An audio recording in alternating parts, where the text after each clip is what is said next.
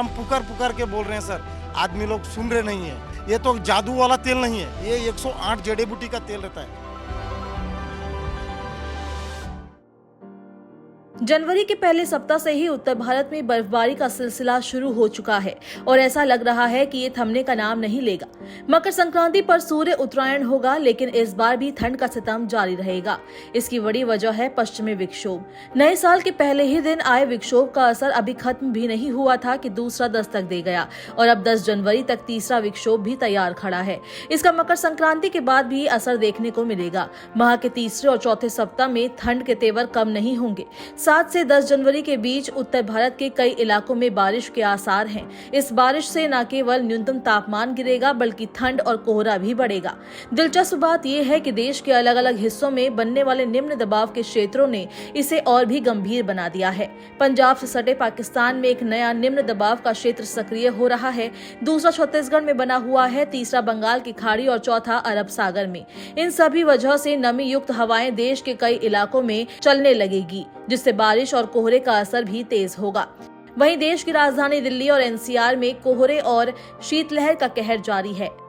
रविवार सुबह राजधानी में कोहरे की मोटी चादर छाई रही, जिससे फ्लाइट्स और रेल सेवाएं बाधित हुई। कोहरे के कारण दिल्ली के इंदिरा गांधी अंतर्राष्ट्रीय एयरपोर्ट पर कई फ्लाइट्स देरी से चल रही हैं। वहीं सुबह के समय शीतलहर से तापमान में गिरावट दर्ज की गई।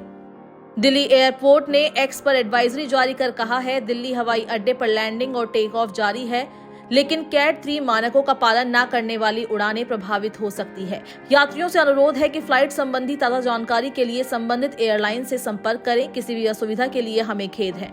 Delhi Pune air India express की फ्लाइट के करीब 200 यात्रियों को फ्लाइट में 3.5 घंटे तक बैठाए रखा गया। फ्लाइट को शुक्रवार को रात 9:40 पर दिल्ली से उड़ान भरनी थी और रात 11:50 पर पुणे में लैंडिंग होनी थी, लेकिन विमान आखिरकार शनिवार को सुबह 7:30 बजे दिल्ली से रवाना हुआ। शनिवार को लखनऊ में घने कोहरे और ठंडी हवाओं के कारण गलन का असर दिन भर बना रहा। अधिकतम तापमान 2.3 डिग्री की गिरावट के साथ 17.8 डिग्री सेल्सियस दर्ज किया गया, जबकि न्यूनतम तापमान 8.6 डिग्री सेल्सियस रहा। दिन भर धूप बेअसर रही।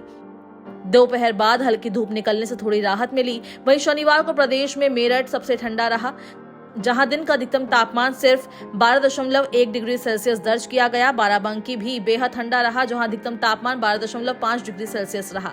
प्रदेश के कई हिस्सों में अत्यधिक ठंड का प्रभाव रहा। बलिया, देवरिया, कुशीनगर, महाराजगंज, सिद्धार्थनगर, बलरामपुर, श्रावस्ती, बहराइच, कानपुर, आगरा, फिरोजाबाद, इटावा, औरैया, जालौन और हमीरपुर जैसे इलाकों में लोग ठंड से ठिठुरते नजर आए। लखनऊ में घना कोहरे से धूप बेअसर रही। वहीं उत्तराखंड में मौसम शुष्क बना हुआ है और चटक धूप से पारे में उछाल दर्ज किया गया है। पहाड़ से लेकर मैदान तक अधिकतम तापमान सामान्य से 6 से 10 डिग्री सेल्सियस तक अधिक पहुंच गया है। वहीं रात का तापमान भी पहाड़ों में काफी अधिक दर्ज किया जा रहा है। नई टिहरी और मुक्तेश्वर जैसे हिल स्टेशन से भी ठंड, देहरादून और उधमसिंह नगर की रातें हो रही है। हालांकि मौसम विभाग के अनुसार आज शाम से प्रदेश में कहीं कहीं आंशिक बादल मंडराने के आसार हैं। सोमवार को कुछ क्षेत्रों में गरज चमक के साथ बर्फबारी और बारिश हो सकती है, जिससे पारे में गिरावट आने की संभावना है।